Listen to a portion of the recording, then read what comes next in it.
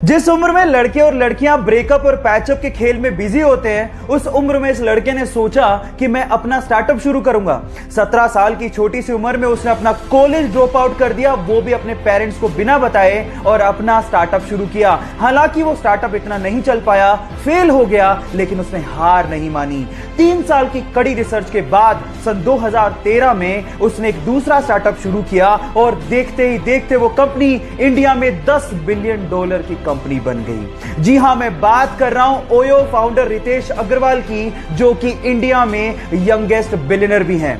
Guys, यहां सीखने लायक बात यह है कि if you can believe it, you can achieve it. जब वो हैदराबाद जाने के लिए रेलवे प्लेटफॉर्म पे खड़ा था तो पैर फिसलने की वजह से वो सामने से आती हुई ट्रेन की चपेट में आ गया, जिसकी वजह से उसके दोनों पैर कट गए।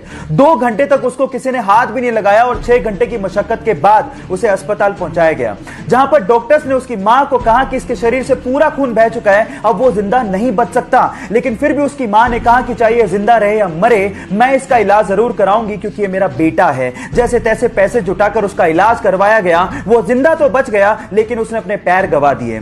इस सिचुएशन पे उसके भाई ने उसका साथ छोड़ दिया। लोगों ने उसे भीख मांगने तक की सलाह दे दी, लेकिन उसने कहा कि मैं भीख नहीं मांगूंगा, मैं हार नहीं मानूंगा। उसने जिम ज्वाइन किया, अपनी बॉडी बनाई, वीडियोस अपलोड की और बहुत सारे लोगों के लिए एक मिसाल बन गया। उसका नाम है देव मिश्रा, जिसने हमें यह सिखाया कि जिंदगी हौसले से जी जाती है। यह बात उस वक्त की है जब पाकिस्तान के अब्दुल खालिद को एशिया का सबसे तेज धावक माना जाता था, लेकिन भारत के मिल्खा सिंह ने उन्हें टोक्यो में हरा दिया। तब पाकिस्तानियों ने कहना शुरू कर दिया, ये तो तुक्का है, मिल्खा सिंह तुक्के से जीता है।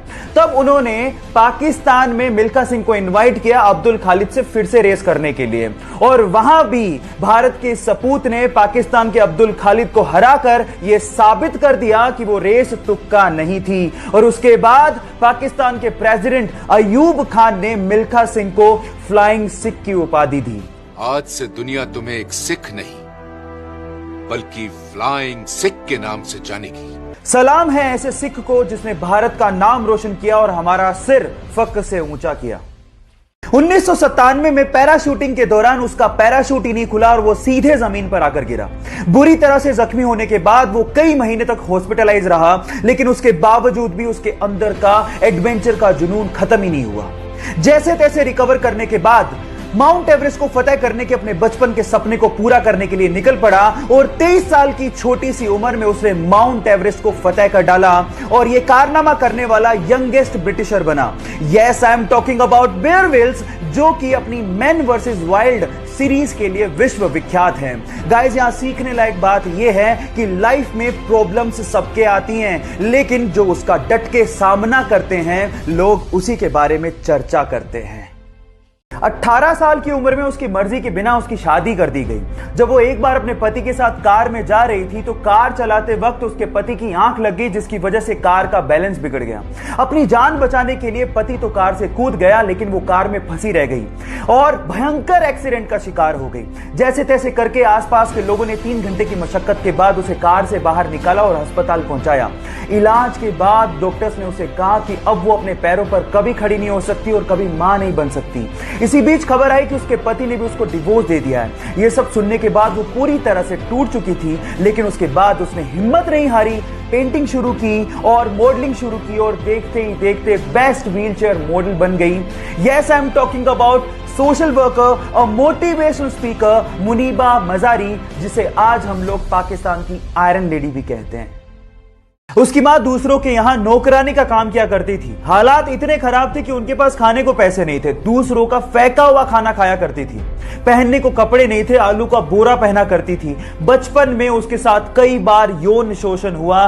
14 साल की छोटी सी उम्र में वो प्रेग्नेंट हो गई और अपने बच्चे को बचा नहीं सकी। इतना सब कुछ अगर किसी के साथ हो जाए तो वो टूट जाता, लेकिन ये टूटी नहीं। अपनी स्टेप फादर की मदद से उसने स्कूल में दाखिला लिया। पता लगा कि वो पब्लिक स्पीकिंग में बहुत अच्छी है और इसके बाद उसने पीछे मुड़ के कभी नहीं देखा। 1986 में आए अपने एक show the Oprah Winfrey show से वो पूरी दुनिया में छा गई और देखते ही देखते दुनिया की सबसे प्रभावशाली और शक्तिशाली महिलाओं में शुमार हो गई। Yes, I am talking about Oprah Winfrey, जिनको अमेरिका का सर्वोच्च सम्मान भी दिया गया। या उनकी लाइफ से सीखने लायक बात यह है कि परिस्थितियां कितनी भी कठिन क्यों ना हो, नेवर गिव अप।